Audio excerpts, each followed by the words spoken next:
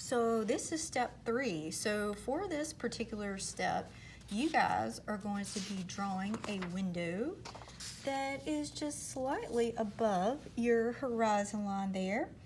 And let's see here, it is about 2.5 lengthwise by 1 7/8 height. So it is from the back wall. It's really close if you look at it.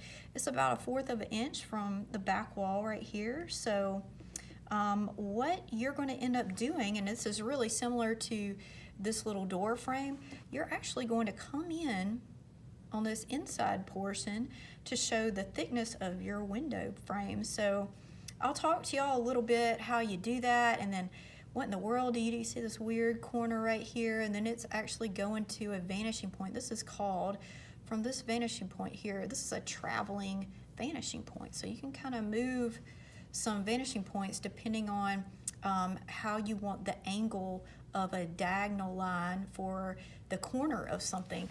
This the traveling vanishing point that we're about to do, it works really well for if you're trying to do, say, a treasure chest and you're trying to open up the top part and show that it's either really, really open or just kind of open. It works really well for if you're drawing a revolving door, or even just a door that's like somewhat open, or either a door that's really, really open. So it's based on your discretion for these things, but at the same time, though, it does actually line up with something. But you can move, your points all over the place on this particular line. So this is a line that later on would go away, if you weren't turning this in for a grade. but anyway, so we've got some kind of cool stuff, a little bit different from what you guys have learned before, but I feel like y'all got this. So the first thing that we're going to do is we're going to create a window, and this window is a bit above the horizon line right there. So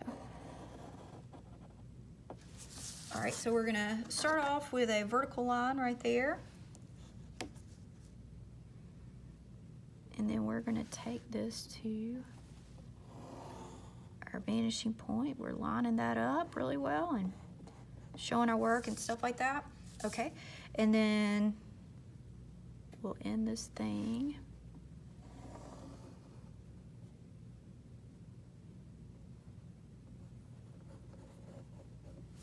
Okay, so you got your little guidelines, and then we'll end up ending it here. And so this is not the end of the deal. Now this thing, I'll let you kind of see this. This is above the horizon line just slightly. So you're going to see this little inside part, and then you're going to see this part.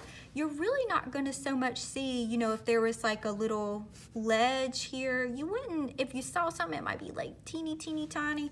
So those are the two things that we're going to end up making here.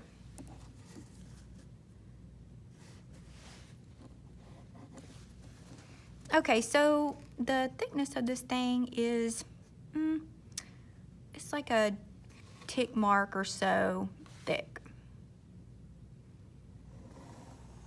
It's not that thick. So I'm just gonna stop this. This is kind of a approximate. I hadn't drawn it to a corner, but I'm stopping it a little short of the corner. What I would do is whatever this measurement is, if this is like a tick mark, I would stop it a tick mark from your corner right there, just to get it pretty accurate and even. So your other side is going to be the same deal. It's going to be the same thickness and all.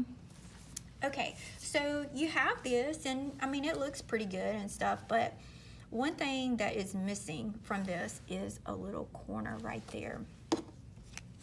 So what's going to happen from this little point in your corner, you're going to, from this vanishing point, we've got this little dotted line that we drew. So on that dotted line, what you've got to decide is like how far or how extreme, how high do you want your actual corner to be. So the corner could, be more like, not as vertical, or if you want it a little bit more vertical, you can extend. So the further this goes up, the more vertical, or the straighter, I guess, your line would go that's orthogonal. Okay, so I just randomly decided a place, and you can always, if you don't like that, once you draw the line, you can always erase this and move it down or up.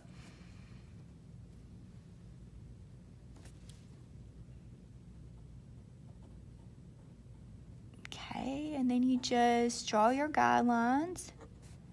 I know this is a little weird, y'all, but it is. I didn't make it up. This is a true perspective kind of thing. So you're going to draw that corner line from here, and it's got to intersect that little corner right there, and you're going to draw it to your vanishing point right there. So main thing is just make sure you show your work here, here, and there, and just pay attention to the measurements that I wrote down on the instruction sheet, and you should be okay on this step. So we're going to move on to our step 4.